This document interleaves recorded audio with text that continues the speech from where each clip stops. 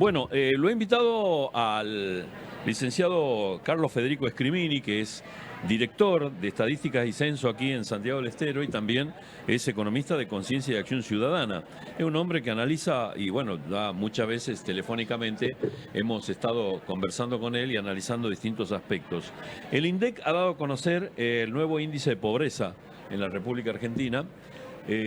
Para no ahondar demasiado en todo lo demás, por ejemplo, es interesante y ya me va a decir él, de acuerdo a la lectura que tengo acerca de los números, porque es una planilla bastante complicada. ¿Cómo le va, licenciado? ¿Cómo está? Buenas tardes, gracias por venir. Gracias a ustedes. Bueno, aprovechamos que iba a venir a la feria, lo invitamos directamente que venga. Una planilla complicada donde aparece el desglose provincia por provincia, región por región.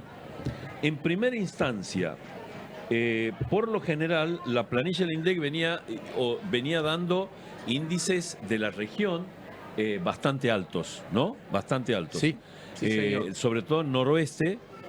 Siempre y fue, noreste también, a donde más impactaba creo que era Formosa y Chaco, ¿no? Por lo general venía siendo el ranking. Venía siendo el ranking. De repente, ¿qué muestra esta medición? Esta última medición que muestra un mejoramiento, sobre todo, ¿lo considera como conurbano Santiago de la Banda o como Santiago nada más? Bueno, en todas las provincias las mediciones son en los conurbanos. Conurbano. ¿No? Bien. Después el INDEC hace una extrapolación hacia el resto de la provincia. Bien. Excepto Buenos Aires. Buenos Aires toma 4 o 5 ciudades grandes y hace una extrapolación ahí ponderando por ciudad, por población. Pero en Santiago, de Santiago Banda, hasta ahora, ¿no? Sí. Tucumán es Tucumán, San Miguel, Tafí Viejo, Salta y zonas. Y después empiezan a tomar Gran Santa Fe, Gran Mendoza, porque claro, son las capitales de provincias que se fueron extendiendo. Claro. Pero siempre es, y se toma hasta ahora, en el conurbano, es decir, en las ciudades más grandes que tiene cada provincia. Técnicamente, en esos conglomerados urbanos, que donde se hace la medición, ¿se puede hacer un desglose de ciudad a ciudad? Por lo general no. No sé. Nosotros, por ejemplo, entre Santiago y Banda tenemos una muestra de 600 viviendas y hogares que visitamos todos los trimestres. Pasando un trimestre hay un 25% de esa muestra que sale y entra otro 25% de hogares a la misma muestra, pero son 600. Si uno separa entre Santiago y Banda, ya el poder de deducción es menor, obviamente, porque tenemos menos precisión al tener menos casos. Por lo general, el INDEC tiene unos expansores, técnicamente unos numeritos que hacen posible la inferencia entre el conurbano y el total provincial. ¿Los expansores serían lugares testigos? No, son números que expanden hacia, que permiten hacer la inducción, es decir, de una muestra menor hacer una deducción, una inducción hacia el total de la provincia. Ahora, a partir de ahora, recién el INDEC está haciendo algo que es muy interesante y fue siempre muy esperado, muy pedido por las provincias, que es ampliar el trabajo permanente del EPH a ciudades del interior. Y entonces ya la realidad que tenemos es un poco más distinta, es decir, la podemos medir un poco mejor. Estamos yendo a grandes ciudades que son Termas, Frías, cabecera de departamentos. Exactamente. Y algunas ciudades en el muestro que no son cabeceras, pero que están en el interior. Entonces, esto nos va a permitir a nosotros, y lo va a hacer permanente, es decir, junto con Santiago Banda. Ajá. El indicador que tengamos a partir de ahora va a ser todavía mejor. ¿Y eso es captación. a partir de cuándo ese cambio de sistema? Y ya lo estamos haciendo. Lo están haciendo. Nosotros teníamos un trimestre al año que nos íbamos al interior y con eso el INDEC más o menos controlaba. Y a partir de este trimestre que viene, que es cuando terminaba en septiembre, este último trimestre, ya lo hacemos permanente. Empezamos con el primer trimestre del 26, ya con la encuesta ampliada. Se llamaba hasta ahora, que son ciudades del interior. Claro, a ver, permiso, ¿no? había notado, sí, tranquilo, no hay problema, sí. Había notado, por ejemplo, veía en la zona del noreste sería, siempre los índices eran bastante altos, creo que Chaco y Formosa impactaban muy fuertemente, ¿no? Noreste, comparativamente con la región. Santiago en algún momento estaba dentro de las 3 primeras. De las 3 primeras. Más pobres. Más pobres, dentro de las más altas. Exactamente. ¿Este dato a dónde lo ubica Santiago? ¿Sexto, séptimo? Noveno. ¿Noveno? Noveno dentro de las grandes conurbanos que toma la EPH. Es decir, nos acercamos a la mitad de tabla, ¿no? Y le ganamos, por ejemplo, al Gran Mendoza. Permítame una cosita, ¿sí? porque es muy técnico. El tema de las tablas. Claro, muy técnico.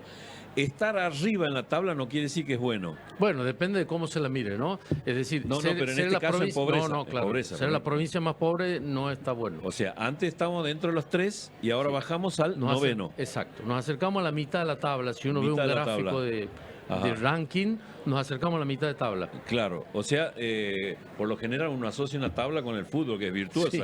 El que está arriba está en mejores condiciones. Bueno, en este caso es al revés. Al revés. Estar debajo es mejor, o en el medio, que estar dentro del podio. Así es. O sea, del podio, primero, segundo y tercero, pasó a ser noveno, Santiago. Exactamente. En esta última medición, que muestra una baja de pobreza, ahí hay varios asteriscos que podríamos hacer nosotros, que sería una forma de pobreza, de medir la pobreza, que hasta ahora ha habido un cambio en la captación. A partir del trimestre anterior, el INDEC decidió modificar el formulario de la EPH, explicitando un poco más la pregunta sobre el cobro de beneficios, como la asignación universal por hijo o como cualquier otra ayuda que la familia tenga. Antes no es que no se preguntaba en general cuál era el ingreso, y uno ahí en el encuestador tiene que tener la capacitación, el expertise, la habilidad, el oficio del encuestador de indagar más, porque muchas veces la familia o el trabajador dice, bueno, yo cobro, y te da un número después de que has pagado la tarjeta de crédito, la financiera, y todo lo demás, y uno tiene que explicarle, bueno, pero sacando eso y teniendo en cuenta otros ingresos, porque la EPH lo que mide, además de medir la desocupación, son los ingresos. Y en el ingreso, el INDEC, tanto como en lo laboral, en la EPH, el INDEC toma tanto lo formal como lo informal. Entonces, nosotros le preguntamos, no si estás en... Obviamente que hay una pregunta que habla sobre la obra social. Sí. Si uno tiene descuentos de ley o si uno está haciendo aportes, y luego uno deduce y cruza la información y uno sabe cuál es el empleado formal. Hay una pregunta: ¿a qué se debe los ingresos, por ejemplo, en la planilla de ustedes? Porque, por ejemplo, por citarle un ejemplo, a lo mejor hay una actividad informal que tiene la persona encuestada. Sí. Pero resulta que vive con una persona, por ejemplo, que recibe un bono de la provincia. Sí. Que obviamente en economía plan de emergencia anticíclica o plan de emergencia a lo que hay, ¿no es cierto? En nuestro caso fue la ayuda que el gobierno de la provincia dio en plena pandemia, que dio a gente. Estos números son de lo de todo, es decir, la ayuda que el gobierno provincial, ¿no? Y entramos ya en la explicación de por qué Santiago pasó de ser la tercera más pobre a jugar en la mitad de la tabla. En la explicación entra esta ayuda, así como también entran los bonos que la provincia dio extraordinarios, que no dio otras provincias, ¿no? Comparando... Claro, de repente por ahí alguno dirá, bueno, pero si yo no trabajo en la administración pública, sí, pero el efecto que tiene es porque todo va a consumo. Efectivamente. Y de repente tiene su impacto. Y ese consumo va a los negocios. Y el que sale de la pobreza, en todo caso, es el dueño del negocio, el empleado del negocio, y ese efecto derrame, cascada que tiene una política pública que el gobierno de la provincia y nuestro gobernador Gerardo Zamora entendió como el mejor economista: las políticas anticíclicas. Claro. Cuando la economía está mal, o en recesión o con actividades deprimidas, el que tiene que tirar más del carro es el Estado. Pero eso es un concepto de economía y de economista clásico del libre mundo capitalista, del libre mercado. Esto lo aplica, todos los países del primer mundo lo aplican, sí, empezando por China, que tiene y que hoy es caso de estudio, que nadie se explica cómo en pocas décadas pasó de ser uno de los países más pobres a sacar cientos de millones de la pobreza. Sí, alejándose hoy la economía del mundo de la pobreza extrema que hoy ya no existe en China hasta hace muy poco tiempo. Ahora, evidentemente el impacto ese que acabamos de hacer referencia es lo que marca esta mejora en los índices del INDEC de la pobreza en Santiago del Estero, porque hay una mejora. Porque el hecho de esas políticas anticíclicas, y corríjame si no es así, favorece a la actividad formal y a la informal, porque la formal recibe beneficios, pero la informal también. Por ejemplo, me da la posibilidad de contratar a alguien que me arregle la plomería de mi casa, por ejemplo, por citar. ¿Es así? Efectivamente. O sea, se divide, impacta en los dos lados. Pero había una discusión, ya entrando un poco más en la política económica, ¿no? Y yo discutía con un pariente que tenía, un negocio que vendía alimentos. Sí. No quiero dar el nombre para que no se sienta ofendido mis queridos primos. Ajá. Yo le decía vos, y él renegaba, ¿no? De la gente que había en la cola de los cajeros, en la cola del correo y en la cola del Banco Nación. También estaba en el medio de los tres. Y veía colas y colas y colas. Yo le decía, ¿y vos por qué reniegas? Esa gente que va a cobrar un subsidio o que va a cobrar una ayuda, esa gente es la que viene y te compra a vos el alimento. Claro. Sí. Si vos en cambio de decidir que el Estado subsidie o ayude a esa gente de abajo, decidiera, que es lo que está haciendo hoy el gobierno de Milei, ayudar a los más ricos, el subsidio del carry trade de la tasa de interés es un subsidio del 5% más rico de la Argentina. Ese más rico al cual el Estado ayuda, si no te ayuda al más pobre, se las lleva fuera del país, vos ni la ves. Mis primos obviamente son votantes libertarios o del PRO en su momento. Entonces vos deberías estar agradecido porque de eso vives vos. Y eso es un comercio privado que vive del efecto derrame de todas esas colas que tenía a la derecha, a la izquierda y en el medio de gente que lo vuelca en el consumo. Ese virtuosismo, y voy ese es el virtuosismo. Ese virtuosismo al cual usted me hace referencia también después vuelve al Estado en impuestos de la actividad formal. Exactamente, que idealmente nosotros debiéramos tener formalidad para que ese dinero vuelva vía impuestos. Porque a veces nos quejamos de cómo el Estado no tiene dinero, cómo se fue, cómo no, el Estado no. Pero, por ejemplo, una vez salí desde mi casa y volví después de hace 3 o 4 años, no me dieron una factura, un ticket. Una factura. Y eso al mismo comerciante debería preocuparle también de tributar para que la provincia pueda seguir teniendo ingresos para generar lo que se genera, ¿no? Es un círculo. Eso es algo de es virtuoso, si se da, ¿no? Es virtuoso y es algo de lo que los medios, los economistas liberales, los políticos liberales no les gusta hablar. A los políticos liberales no les gusta hablar de redistribución de la riqueza y no les gusta hablar de la responsabilidad que tiene un Estado a la hora de recaudar y de cobrar impuestos. Sin embargo, viven alabando la economía de los Estados Unidos, de los países del norte de Europa. Y en Estados Unidos, justamente la economía capitalista, por definición, desde hace un tiempo, lo que tiene es justamente un Estado fuerte. Y lo que no perdona el Estado de los Estados Unidos es la evasión.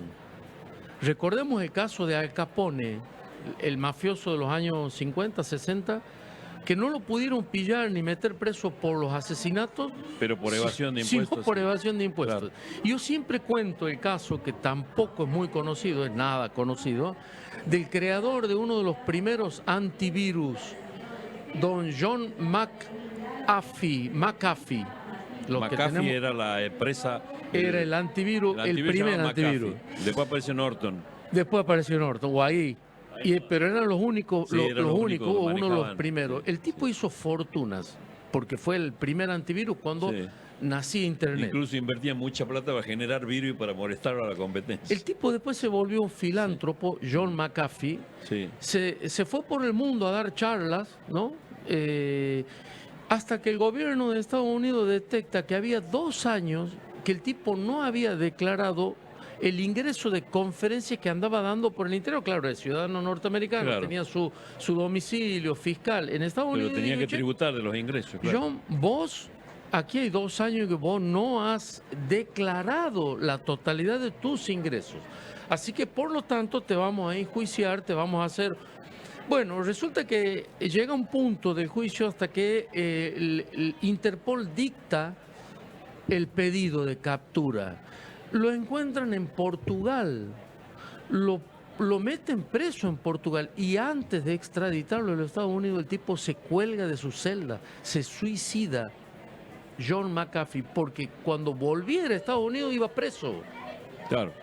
Imagínate vos la gravedad de un evasor en Estados Unidos. ¿Y eso qué significa? Eso significa la formalidad, la presencia del Estado, la inversión del Estado y trayéndolo, Roberto, al lenguaje común del santiagueño para que entendamos qué está ocurriendo, este círculo virtuoso de tener un Estado que decide apoyar, por ejemplo, en pandemia, a un actor de teatro callejero o a un músico que iba a un bar que en plena pandemia se cerró y que en Santiago quedó en la calle y el gobierno de la provincia decidió darle un plan de ayuda para que el tipo comiera, porque se había quedado sin la changa. ¿Y eso qué era? Eso era actividad informal. Claro, esa es la actividad informal, que es donde más ha impactado, obviamente, ¿no?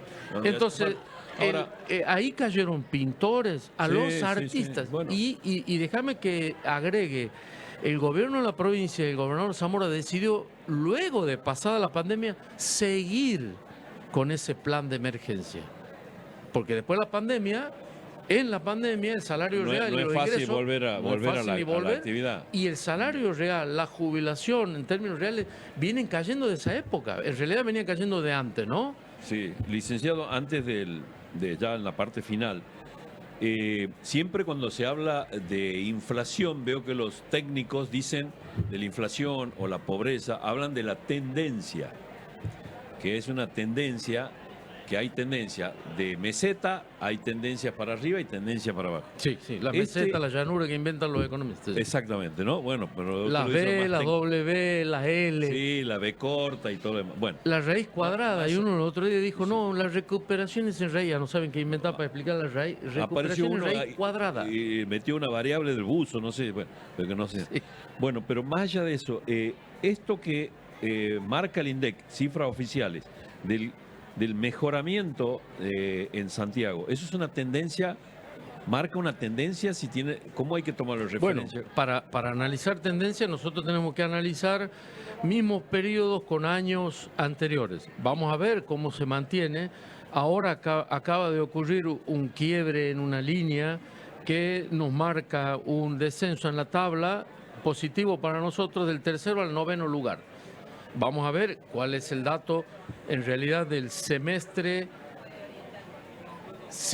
primer semestre del 2026, porque este dato es primer semestre del 2025, y la comparación correcta es primer semestre de un año con respecto al primer semestre del año anterior, ¿no? Se compara o primer semestre o primer trimestre, ¿no? Por cuestiones estacionales para ver la tendencia. Vamos a ver cómo se da en el primer semestre del 2026. Si eso se mantiene, la tendencia podría decir que uno continúa, que la tendencia es un componente de largo plazo. Bien. Por eso hablo de comparación. Pero mira el dato. A nosotros nos da, ¿no?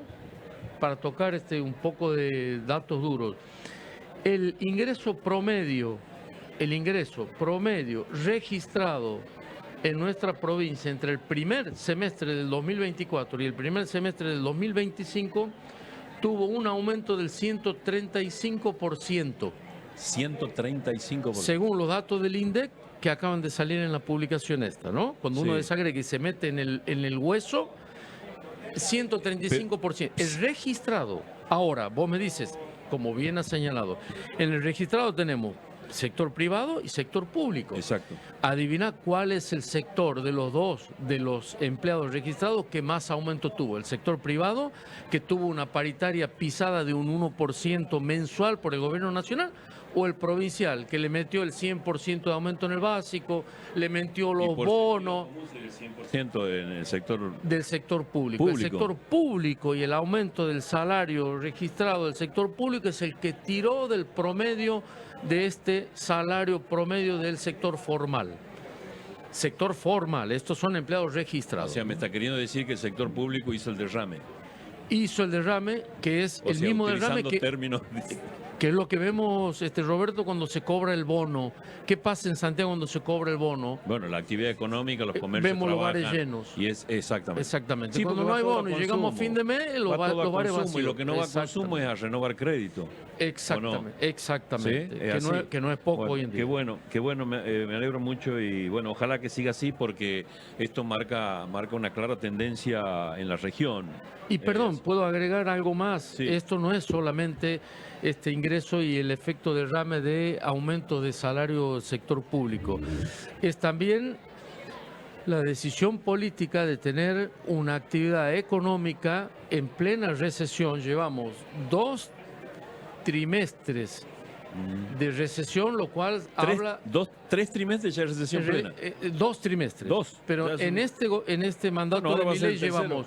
Exactamente, no, llevamos 4. Llevamos en el 2024 2 trimestres seguidos de actividad económica cayendo y en el 2025 otros 2 trimestres. Es decir, llevamos 2 semestres en el gobierno de Milei de recesión, hoy técnicamente. Pero bueno, en ese ámbito que el gobierno de la provincia mantenga la obra pública, aparte del bono al empleo público, mantenga la obra pública, algo que el resto de las provincias de la región no está directamente realizando, en todo tipo, no solamente son escuelas, hospitales, polideportivos, plazas, electricidad, agua. En todo, hasta el agua. ¿no? ¿Pero qué me dice qué pasa con eso? Ese es el efecto derrame que también tiene y es lo que está explicando hoy la cifra del INDEC. La cifra y la caída de la pobreza en términos relativos hacia nosotros mismos, ¿no? Bien. Tenía miedo de que sea muy técnica la cosa. Bueno. Pero por mí, no por la gente, porque la gente entiende, yo no entiendo. Sí. Licenciado, bueno, le agradezco la gentileza. Es buena noticia, una buena noticia, así que ojalá que siga así, que sea una tendencia. ¿eh? Gracias por la gentileza de venir. No, gracias a ustedes, para mí un honor, un placer. Bueno, gracias, muy amable.